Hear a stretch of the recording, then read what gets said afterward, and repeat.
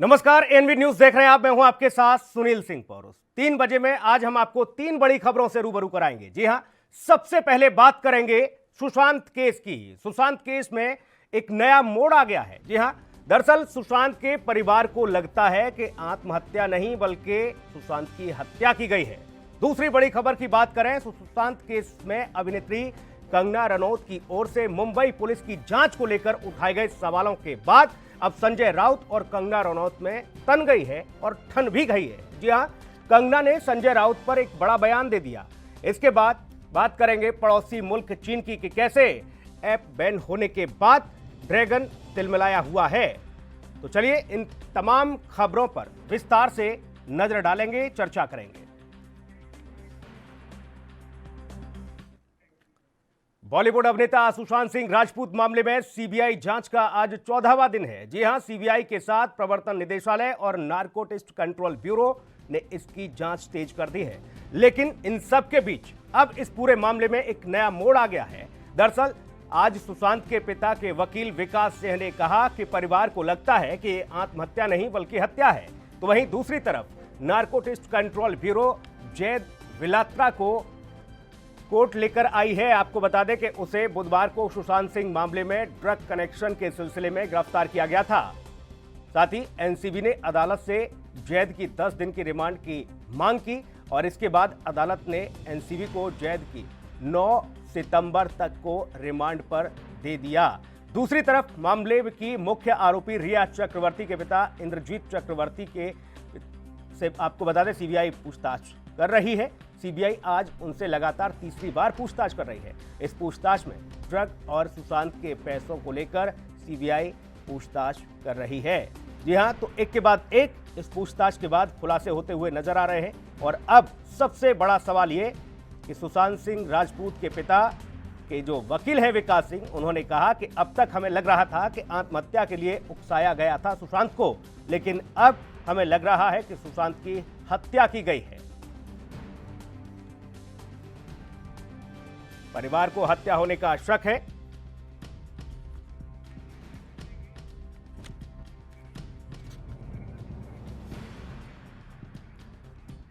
मुंबई लेकर चलेंगे आपको सीधे। हमारे सहयोगी सत्य प्रकाश इस वक्त हमारे साथ जुड़े हुए हैं मुंबई से। सत्य प्रकाश, एक के बाद एक चौंकाने वाले खुलासे हो रहे हैं। पूछताछ का सिलसिला जारी है। जांच एजेंसियां लगातार हर मुमकिन हर एक पहलू से जांच कर रही हैं और ऐसे में जो अधिवक्ता हैं विकास सिंह, सुशांत सिंह राजपूत के पिता के जो लॉयर हैं, उन्होंने कहा कि अब तक हमें लग रहा था कि आत्महत्या के लिए उकसाया होगा सुशांत को, लेकिन अब तो हमें सीधे तौर पर लगता है कि सुशांत की हत्या की गई है।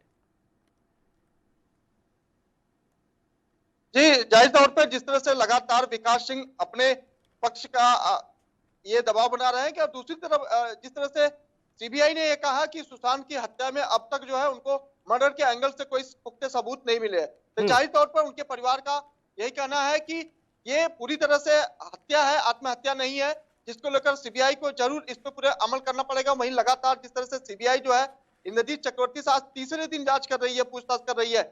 ऐसा माना जा रहा है कि जिस तरह से रिया चक्रवर्ती और सुशांत ने मिलकर सुशांत की कंपनी को जो है करीब 3 भागों में डिवाइड किया था, जिसमें उनके भाई सविक और खुद रिया चक्रवर्ती के अलावा उनके पिता का भी नाम है। तो जाहिर तौर पे अब सीबीआई ये जानना चाहती है कि रिया चक्रवर्ती के अलावा इंद्रजीत चक्रवर्ती का कितना % है और किस तरह से इनका सहभाग रहा है। जी, लेकिन सत्यप्रकाश, अभी तक जो बातें सामने आ रही हैं सीबीआई की, जहां तक 14वां दिन पड़ताल जहां तक पहुंची है, लेकिन हत्या से जुड़े हुए किसी तरह के सबूत सीबीआई के हाथ नहीं लग पाए हैं, ये भी कहीं ना कहीं खबर है। लेकिन बाकी जो चीजें हैं, जो भी बयान दर्ज किए गए हैं, वो सब कुछ सीबीआई के पास जरूर है। क्या माना जाए, वाकई में इस तरह की जो चीजें हैं, जो थ्योरी है कि सुशांत सिंह राजपूत ने सुसाइड नहीं किया, अब उनकी हत्या हुई है, इसको लेकर परिवार के साथ साथ और बाकी कुछ अलग से भी बयान देखने को सुनने को मिल रहे हैं। देखिए, जाहिर तौर पर अब पूरे देश की निगाहें हैं सुशांत की हत्या आत्महत्या की कड़ी को लेकर। पूरा देश जानना चाहता है कि सुशांत की हत्या हुई या आत्महत्या। ऐसे में जिस तरह से दिशा सालियान की हत्या की कड़ी को जोड़कर सीबीआई अब जांच कर रही है, उसी तरह से अब आपको बताते हैं कि स्टोन कार्नर कंपनी नाम के सीईओ को भी बुलाया गया है। हालांकि दिशा सालियान उनकी कंपनी की पीआर मैनेजर का काम करती थी, आपको बता दें कि स्टोन कॉर्नर के बारे में बता दें कि स्टोन कॉर्नर क्रिकेट से लेकर तमाम बॉलीवुड इंडस्ट्री का पीआरशिप करती थी, तमाम जानकारियां इकट्ठा रखती थी, उनको चमकाने का काम करती थी। तो जाहिर तौर पर जिस दिन दिशा सालियान की मौत हुई थी, उसी दिन जो है रिया चक्रवर्ती सुशांत से अलग हुई थी। तो कहीं न कहीं माना जा रहा है कि ये इस लिंक को जोड़ के देखा जा रहा है। बिल्कुल, ये सारी चीजों को जोड़कर देखा जा रहा है सत्य प्रकाश। ऐसे में सवाल तो तमाम सारे खड़े हो जाते हैं कि जब सीबीआई 14वां दिन लगातार पूछताछ करती है और आज जो पूछताछ का सिलसिला है, हालांकि जो जैद जिसको ड्रग के मामले में हिरासत में लिया गया था, अदालत में पेश करके सत्यप्रकाश उसको रिमांड पर लिया गया है। 9 सितंबर तक वो रिमांड पर रहेगा और क्या कुछ उससे पूछताछ हो सकती है। और रिया के जो पिता से लगातार पूछताछ का सिलसिला जारी है। तीसरी बार रिया के पिता को सीबीआई ने पूछताछ के लिए बुलाया है। क्या कुछ और पहलू जिनको लेकर रिया के पिता उनसे पूछताछ हो रही है? जाहिर तौर पे जिस तरह से आपको बता दें कि जिस तरह से रिया चक्रवर्ती के पिता इंद्रजीत चक्रवर्ती सुशांत के लिए दवाइयां लाते थे और लगातार सुशांत के घर पे जो पार्टी के लिए जाते थे, तो जाहिर तौर पर जिस तरह से फाइनेंशियल एंगल से सीबीआई जांच कर रहे हैं, उसमें जानना चाहती है कि रिया चक्रवर्ती के पैसे के ऊपर, सुशांत के पैसे के ऊपर किन किन लोगों का हाथ था, किन किन लोगों की नजरें थी। जिस तरह से लगातार ये जानकारी मिल रही है कि रिया चक्रवर्ती सिर्फ सुशांत के पैसों के लिए उनसे जुड़ी हुई थी।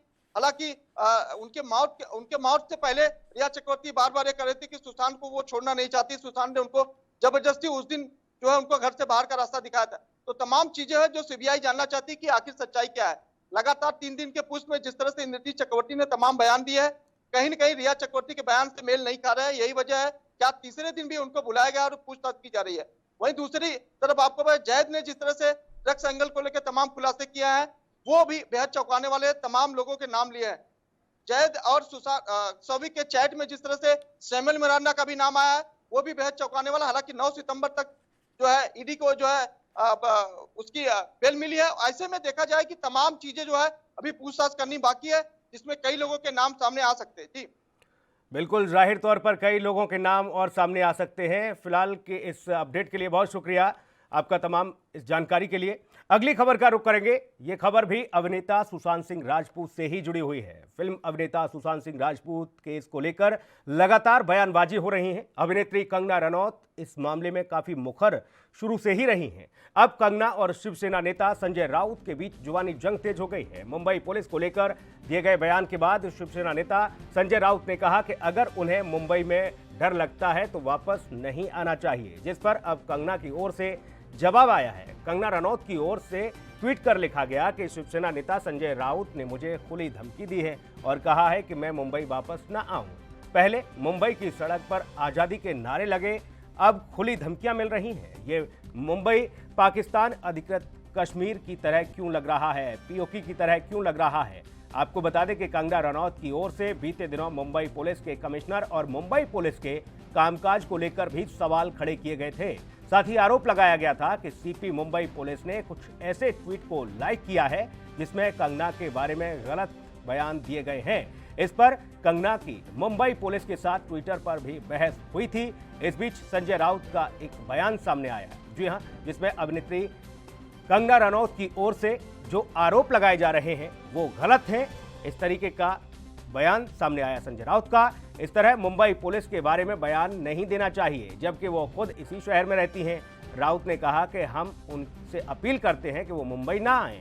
उनके बयान मुंबई पुलिस का अपमान है और इस बारे में गृह मंत्रालय को एक्शन लेना चाहिए। आपको बता दें कि इसके पहले भी कंगना रनौत और महाराष्ट्र सरकार में जुबानी जंग लगातार पहले से ही जारी है। दरअसल कंगना ने सुशांत केस की जांच को लेकर मुंबई पुलिस पर सवाल उठाए थे और तभी से कंगना रनौत लगातार मुंबई पुलिस के साथ साथ महाराष्ट्र सरकार के निशाने पर है।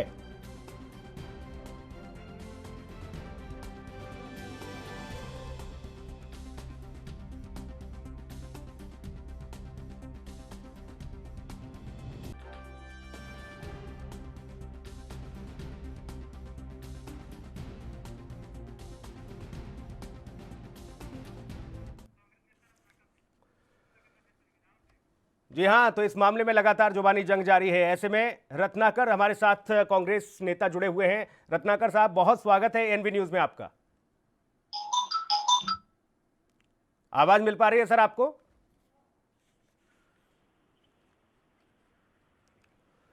आवाज आ रही है आपकी, बताइए। जी जी, बहुत स्वागत आपका एएनबी न्यूज पर।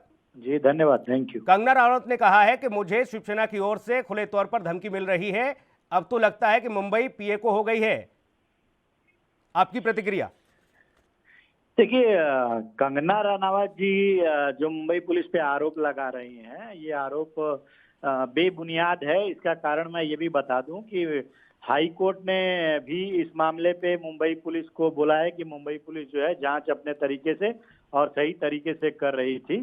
ठीक है, तो कंगना रनावत जी को ये बिना जांच का निर्णय आए हुए और आरोप लगाना, ये मैं समझता हूं कि ये उनका व्यक्तिगत जो है आरोप, ये ठीक नहीं है।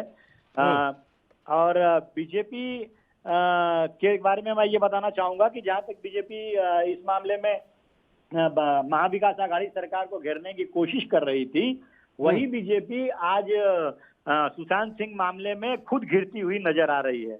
उसका कारण ये है कि जो संदीप सिंह जो है, जिनका ड्रग कनेक्शन बताए जा रहे थे, वो संदीप सिंह खुद जो है वो बीजेपी से उनका गहरा रिश्ता है। संदीप सिंह ने जो है कुछ 53 कॉल्स बीजेपी ऑफिस में किए थे, तो वो किसको फोन किए थे ये भी एक जांच का विषय है। इसको लेकर तो सीबीआई जांच कर ही रही है रत्नाकर सिंह जी। मैं तो ये जानना चाहता हूं कि संजय राउत को आखिर किसने ये अधिकार दे दिया कि वो ये कह दें कि आपको मुंबई आने की जरूरत नहीं? नहीं, देखिए, जांच को प्रभावित नहीं करना चाहिए कंगना रनावत जी को, मेरा यही कहना है। और आरोप जो है वो किसी भी आधार पे लगाना चाहिए कि सिर्फ वक्तव्य दे देने से मुंबई पुलिस के बारे में कि वो जांच नहीं सही कर रही है, ये ठीक नहीं है। वक्तव्य पे उनको ध्यान देना चाहिए।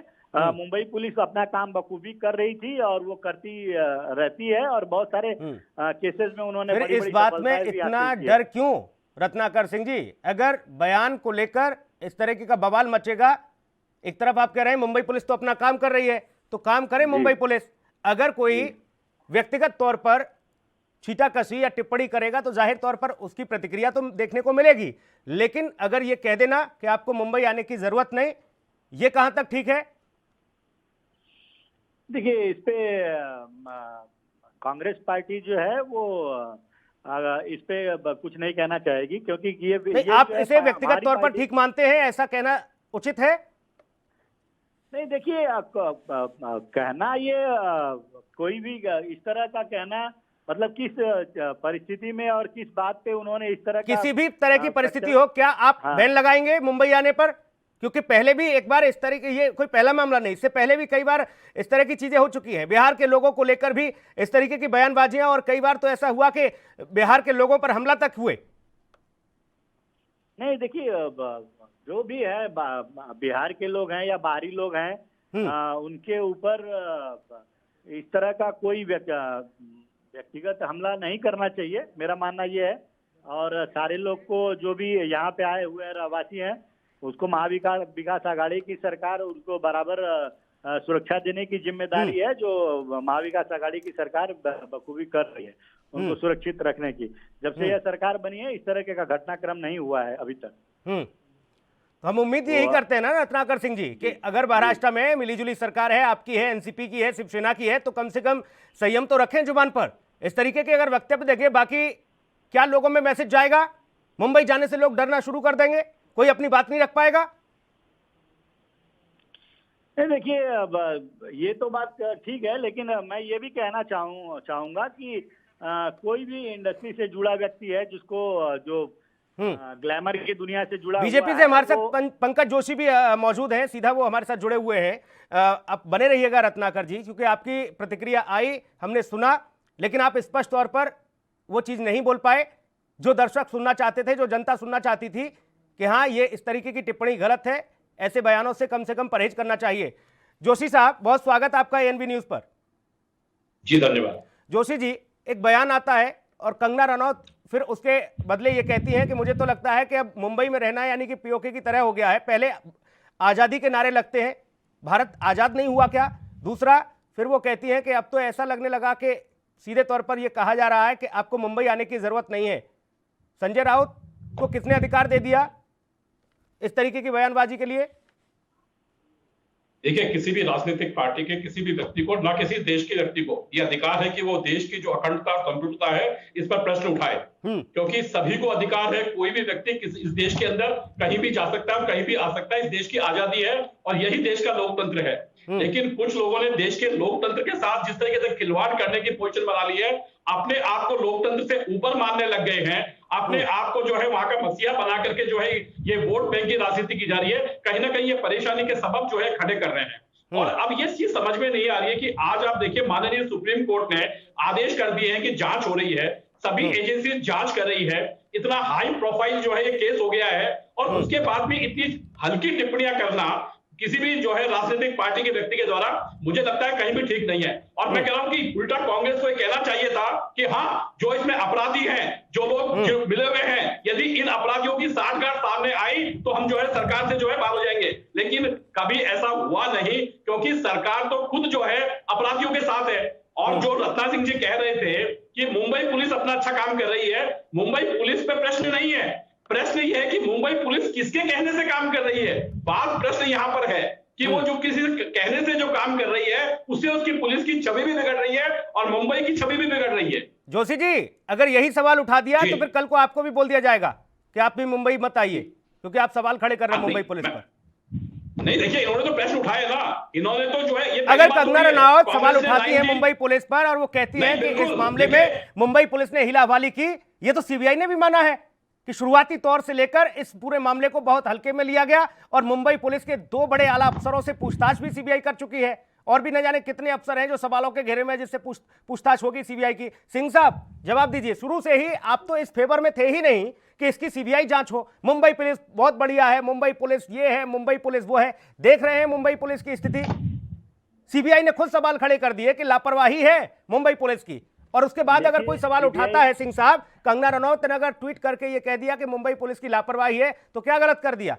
फिर आप बेल लगा देंगे जी। सीबीआई का काम जो है वो जांच करना है। सीबीआई का काम किसी के ऊपर आरोप तय करना, मतलब किसी भी एजेंसी के ऊपर आरोप तय करना नहीं है। मैं आपको ये चीज, पहली चीज स्पष्ट कर देना चाहता हूं कि मुंबई पुलिस जो है काम अपना जो है बखूबी कर रही थी, और इस चीज को हाई कोर्ट ने भी स्वीकार किया है और हाई कोर्ट ने भी एक्सेप्ट किया है ये चीज को। और सीबीआई, जहां तक वो सुसाइड का मामला है, आत्महत्या का मामला है, उसी पे वो प्राइम फेसियल। आप कैसे तय कर सकते हैं कि ये सुसाइड है, आत्महत्या है? परिवार तो कह रहा है, परिवार कह रहा है हत्या है। बताने की कोशिश कर रहा हूँ। नहीं, आप कैसे तय कर सकते हैं सिंह साहब?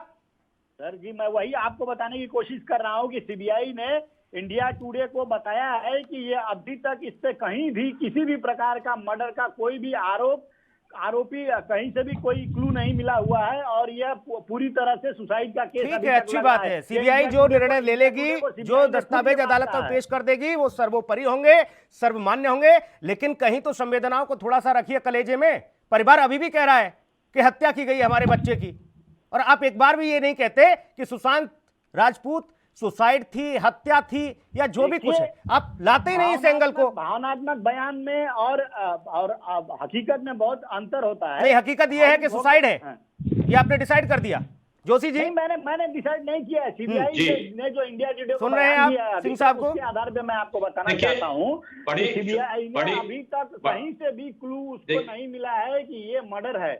इसलिए ये तो जांच तो चल रही है ना हुजूर, अभी जांच समाप्त थोड़ी नहीं हुई है, अभी तो पूछताछ जारी है। वही तो मैं इब्तिदा है, इश्क रोता है क्या, आगे आगे देख होता है क्या? थोड़ा धैर्य रखिए, तसल्ली करिए। कर रही थी जितने लोग जोशी जी थे, वो सारे लोगों से पूछताछ कर रही थी। मुंबई पुलिस भी तो वही कर रही थी। ठीक है सिंह साहब, आ गई आपकी बात। ऊपर आरोप लगा रहे हैं, अनर्गल आरोप लगा रहे हैं। आप आरोप लगा रहे हैं लेकिन उसको मौका नहीं दे रहे हैं। अगर वो जांच पूरी होती, कंप्लीट होती, अगर वो उसमें कोई जोशी जी बहुत संक्षेप में। जी, सीबीआई को जांच करा। देखिए, सिंह साहब ने जो है, सिंह साहब ने 1984 में दिल्ली की जांच सरकार के द्वारा करके, और ये मान लिया गया था। विपक्ष को भी सुन लीजिए महाराज, जांच करिए। लेकिन सिंह साहब, विपक्ष को भी सुन लीजिए। दिशा जो है, जांच की दिशा, मैं सिंह साहब से कहता हूँ, जब जरूरत होती है तब बोलते नहीं, आप बेवक्त बोलते हैं। सुन लीजिए अब सिंह साहब, एक बार सुन लीजिए। सिंह साहब, 1984 में दिल्ली पुलिस ने जांच करके जब रिपोर्ट भेजी थी, तब माननीय कोर्ट ने माना था कि ये जो जांच में जो लोग हैं, उनके अंदर किन किन के नाम आए थे। आपने तो क्लीन चिट दे दी थी वहां से नेताओं को चाहे वो सज्जन सिंह रहे हो, चाहे सज्जन कुमार रहे हो, मसला चाहे जो भी हो, जोशी जी, मसला चाहे जो भी हो या जिस तरह की स्थितियां निर्मित हुई, उत्पन्न हुई, उससे तो जाहिर तौर पर सब अनुमान भी लगा चुके हैं, आशंका भी जाहिर कर चुके हैं। सीबीआई देश की सबसे सर्वोच्च जांच एजेंसी जांच कर रही है, वो जांच करके जो भी नतीजे देगी वो सर्वोपरि होंगे, सर्वमान्य होंगे। लेकिन उससे पहले किसी भी तरह की अभिव्यक्ति की आजादी पर आप बैन नहीं लगा सकते। आप ये नहीं कह सकते आपको मुंबई आने की जरूरत नहीं, क्योंकि ये लोकतांत्रिक देश है, यहां आप किसी तरह की इस तरह की मनमानी नहीं चलेगी। महाराष्ट्र में क्या आपका ही राज नहीं है? हर एक व्यक्ति को खुले अमन में सांस लेने की वहां पर आजादी है। बहुत शुक्रिया सिंह साहब, आप हमारे साथ जुड़े। पंकज जी, आपका भी बहुत धन्यवाद, आप हमारे साथ जुड़े। और तीसरी अगली खबर का रुख करेंगे। भारत की ओर से 100 से अधिक मोबाइल ऐप पर लगाए गए बैन के बाद चीन का बयान सामने आया। चीन की ओर से कहा गया कि यह एक चिंता का विषय है और इससे चीनी कारोबारियों के हितों को नुकसान पहुंचा है। बीते दिन सुरक्षा का हवाला देते हुए भारत ने पबजी समेत कुल 118 मोबाइल ऐप को बैन कर दिया था। वहीं समाचार एजेंसी रॉयटर्स ने चीन की कॉमर्स मिनिस्ट्रीज के हवाले से कहा कि भारत की ओर से जो मोबाइल ऐप्स बैन किए गए हैं उससे चीनी इन्वेस्टर और सर्विस प्रोवाइडरों के हितों को चोट पहुंची है। चीन इस मसले पर गंभीर है और इसका कड़ा विरोध करता है। गौरतलब है कि पिछले कुछ वक्त में ऐसा दूसरी बार हुआ है जब भारत ने चीनी ऐप्स पर बैन लगाया है, वो भी तब जब बॉर्डर पर दोनों देशों के बीच तनाव की स्थिति बरकरार है। इससे पहले गलवान घाटी में तनाव के बाद भारत ने टिकटॉक समेत 59 ऐप्स को बैन किया था और अब पबजी समेत 118 ऐप्स बैन हो गए हैं। कुल मिलाकर चीन के करीब 224 ऐप्स को अब तक भारत बैन कर चुका है और इसी से बौखला गया है ड्रैगन।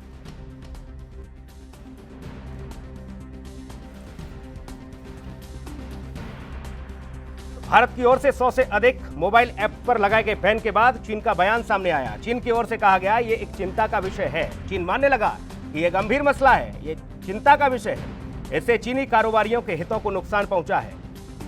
बीते दिन सुरक्षा का हवाला देते हुए भारत ने पबजी समेत 118 मोबाइल ऐप को बैन किया था।